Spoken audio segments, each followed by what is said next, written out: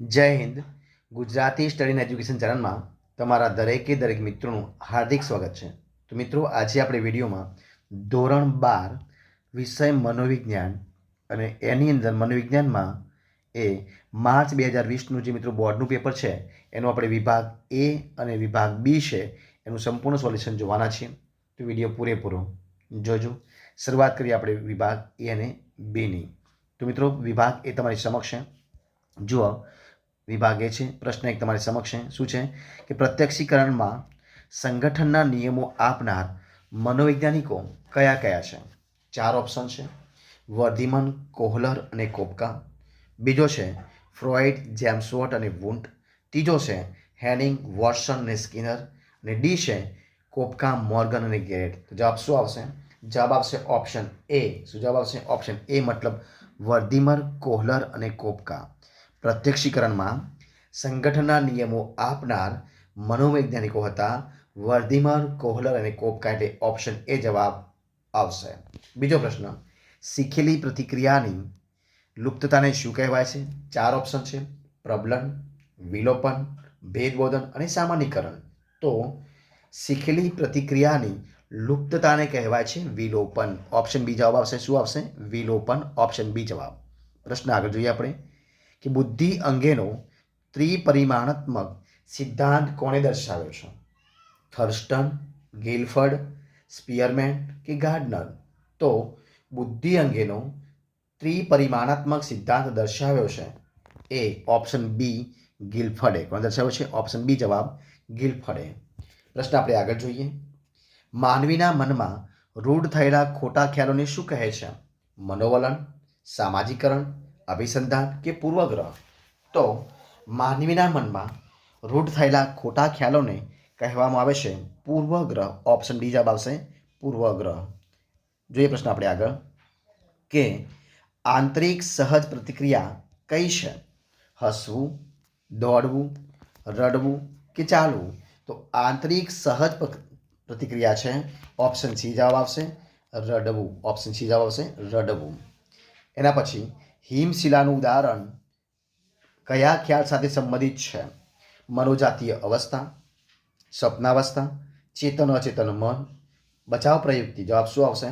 છઠ્ઠામાં option C, ચેતન અચેતન મન. Option C જવાબ આવશે. જોઈએ પ્રશ્ન આપણે આગળ કે મહર્ષિ મહેશ યોગી દ્વારા કયા ધ્યાનનો પ્રસાર થયો છે? ભાવાતીત, વિપશ્યના, માઇન્ડફુલ કે લેસ્યા ધ્યાન? તો મહર્ષિ મહેશ યોગી દ્વારા એ કયો આવશે? તો ભાવાતીત. કયો આવશે? ભાવાતીત ધ્યાનનો પ્રસાર થયો છે. પ્રશ્ન આપણે જોઈએ આગળનો 8મા નંબરનો કે હવામાં કાર્બન ડાયોક્સાઇડ છૂટવાના પ્રમાણને ઓછું કરવા શું કરવું જોઈએ? સ્વચ્છતા જાળવવી જોઈએ, અતિશય ગંદકી ન કરવી, વૃક્ષો ઉછેરવા કે કુદરતી સંપત્તિઓનો યોગ્ય ઉપયોગ કરવો? તો જવાબ શું આવશે? ઓપ્શન ડી, કુદરતી સંપત્તિનો યોગ્ય ઉપયોગ કરવો. જવાબ શું આવશે? ઓપ્શન ડી જવાબ, કુદરતી સંપત્તિનો યોગ્ય ઉપયોગ કરવો. પ્રશ્ન જોઈએ આપણે આગળના નંબરનો. કયો છે પ્રશ્ન? તો પ્રશ્ન છે કે ઈચ્છિત પ્રવૃત્તિને પ્રબળ કરે તેને શું કહેવાય? ગ્રાહક, પ્રેરણા, વસ્તુ કે પ્રબલન? તો ઈચ્છિત પ્રવૃત્તિને પ્રબળ કરે તેને પ્રબલન કહેવાય. ઓપ્શન ડી જવાબ આવશે, પ્રબલન. પ્રશ્ન આગળ જોઈએ આપણે કે વિધાયક મનોવિજ્ઞાન એ લાંબો ઇતિહાસ અને ટૂંકો ભૂતકાળ ધરાવે છે એવું કોણે નોંધ્યું છે? સેલિગમેન, મેસ્લો, પીટરસન કે રોજર્સ? તો મિત્રો, વિધાયક મનોવિજ્ઞાન એ લાંબો ઇતિહાસ અને ટૂંકો ભૂતકાળ ધરાવે છે એવું પીટરસને નોંધ્યું. જવાબ આવશે ઓપ્શન સી, પીટરસન. આપણે જોઈએ પ્રશ્નો, આગળના પ્રશ્નો. તો વિભાગ બી જોઈએ. તો એમાં શું આપ્યું છે કે 11 થી 20 પ્રશ્નોના એક વાક્યમાં ઉત્તર છે, દરેકનો 1 ગુણ છે. પ્રશ્નો છે કે કડવો સ્વાદ જીભના કયા ભાગથી પારખી શકાય છે? તો હમણાં આગળના પેપર મિત્રો આપણે જોયું હતું. તો જીભના કયા? જીભના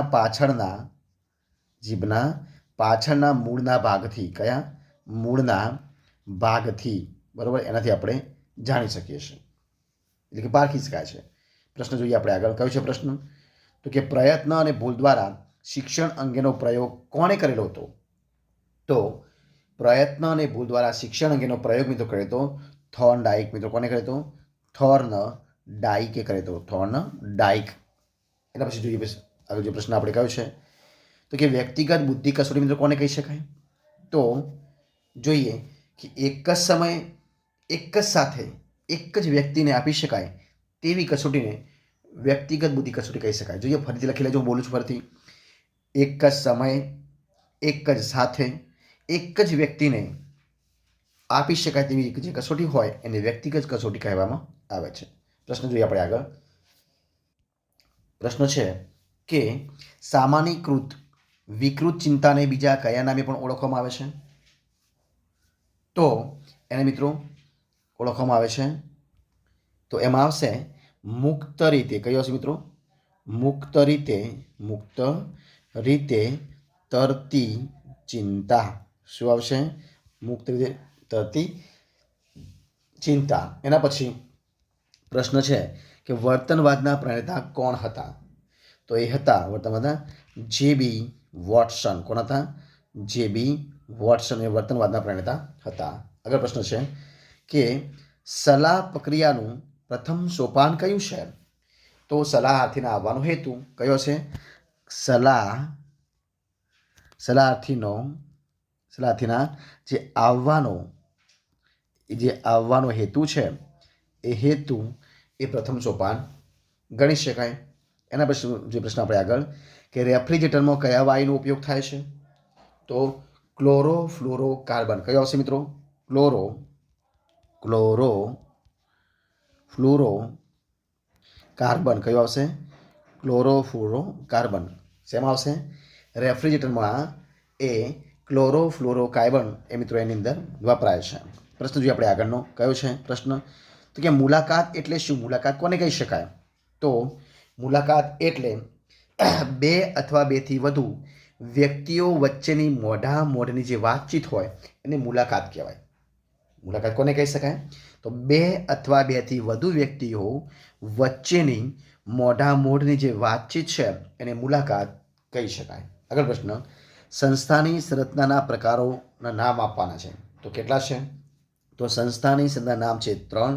કયા કયા? નંબર 1 છે સરળ સંરચના. કઈ છે? સરળ સંરચના. એના પછી બીજા નંબરની છે અમલદારશાહી. કઈ છે? અમલદારશાહી. ત્રીજા નંબરની છે સમચોરસીય. કઈ છે? સમચોરસીય. કઈ છે? સમચોરસીય. આ પ્રમાણે બનશે. એના પછી જોઈએ મિત્રો 20મા નંબર પ્રશ્ન કે એરિસ્ટોટલના મતે સુખ અને સુખાકારી એટલે શું? તો એરિસ્ટોટલના મતે સુખ અને સુખાકારી એટલે પોતાની જાતનું પ્રગટીકરણ. શું આવશે? પોતાની જાતનું શું કહેવાય? પ્રગટીકરણ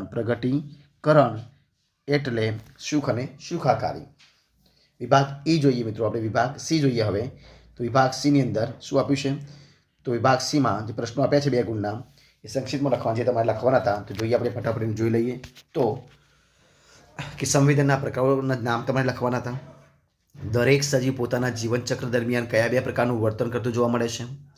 અભિસંધિત ઉદ્દીપક અને અભિસંધિત જે પ્રતિક્રિયા છે એ સમજાવવાની હતી. માનસિક વયની વ્યાખ્યા આપવાની હતી. અથવામાં પ્રશ્ન આપ્યા હતા કે બુદ્ધિઆંકનું સૂત્ર ઉદાહરણ સહિત સમજાવવાનું હતું. બી કુપ્પુસ્વામીએ આપેલી મનોવલણની વ્યાખ્યા લખવાની હતી. સ્વયં સંચાલિત ચેતાતંત્રના 2 ભાગ જણાવવાના હતા. અહમ વિશેની સમજૂતી આપવાની હતી. અથવામાં આપ્યું છે કે ખુલ્લી જગ્યાના ભયમાં દર્શાવેલ પરિસ્થિતિઓ કઈ કઈ છે એ તમારે સમજાવવાનું હતું. યોગનો અર્થ સ્પષ્ટ કરવાનો હતો. હવાનું પ્રદૂષણ થવાના કારણો સ્પષ્ટ કરવાના હતા. એના પછી સંસ્થાના લક્ષણો જણાવવાના હતા. અથવામાં આપ્યું છે કે કેન્દ્રીકરણ એટલે શું? વિધાયક મનોવિજ્ઞાનની વ્યાખ્યા આપવાની હતી. અને વિભાગ ડી આપ્યો છે એની અંદર ઉત્તર મુદ્દાસર આપવાના હતા. એ 32 થી 42 સુધીના છે. દરેકના 3 ગુણ છે. તો એમાં છે કે પ્રત્યક્ષીકરણની પ્રક્રિયા સમજાવવાની હતી. પ્રબલનના પ્રકારો ઉદાહરણ આપી સમજાવવાના હતા.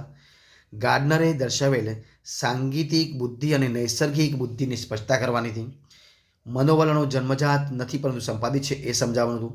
ને અથવામાં આપ્યું છે કે પૂર્વગ્રહ ઘટાડવામાં સંચારનું મહત્વનું જે માધ્યમ છે એ માધ્યમનું મહત્વ સમજાવવાનું હતું. એના પછી સંઘર્ષના પ્રકારો ઉદાહરણ સાથે સમજાવવાના હતા. સાધારણ અને અસાધારણ શબ્દની સમજૂતી આપવાની હતી. યોગના 8 અંગોના નામ આપી નિયમ વિશે ટૂંકી સમજ આપવાની હતી. અને અથવામાં આપ્યો છે કે બોધાત્મક ઉપચાર જે પદ્ધતિ છે સમજાવવાની હતી. અને કલ્ટલે વિનનું પર્યાવરણ અંગેનું પ્રતિમાન સમજાવવાનું હતું.